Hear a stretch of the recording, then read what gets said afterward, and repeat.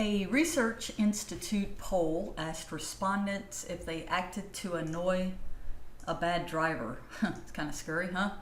In the poll, N equals 2344 and X equals 905, who said they honked. I want to find the best point estimate.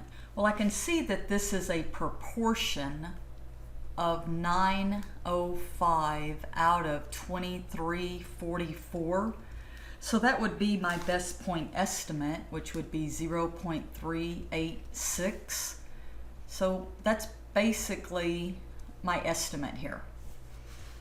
Find the margin of error. The margin of error is found, so error equals my Z alpha over 2. If you didn't watch the last video, be sure and watch it because that's where I show how to find that value. And then P hat times Q hat over N, and all of this is being square rooted. So I know this piece then is based off of my confidence.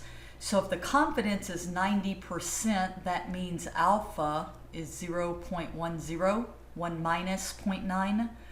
So this is going to be a Z of 0.05. So that means in the table, I'm looking up 1 minus the alpha, which is 1 minus 0.05, which is 0.95. So that's what I'm looking up in the table, the value closest. And this is kind of a weird one. Typically, you'll see 1.645 because these two values are the same distance apart, but I can use the 1.65. That's what I'm going to use. So 1.65, I found my P hat. Remember, probabilities have to add to 1, so Q hat would be 1 minus this value, and then all over N, which is my sample size. So I plugged all that in my calculator and I get this value. So that's my error.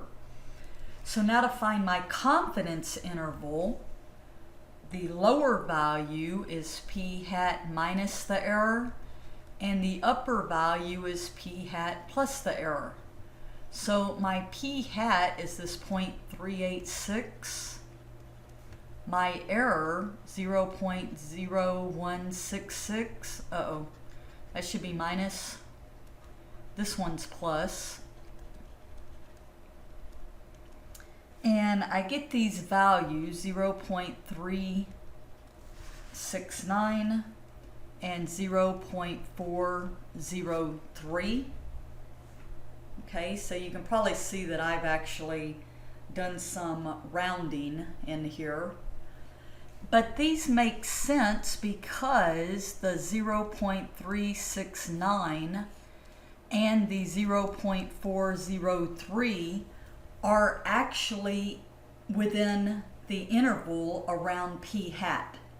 So, and that's important. I mean, you should, look at a little logic when you're looking at these, that I should be surrounded by that P hat. Otherwise, my interval, these numbers are incorrect.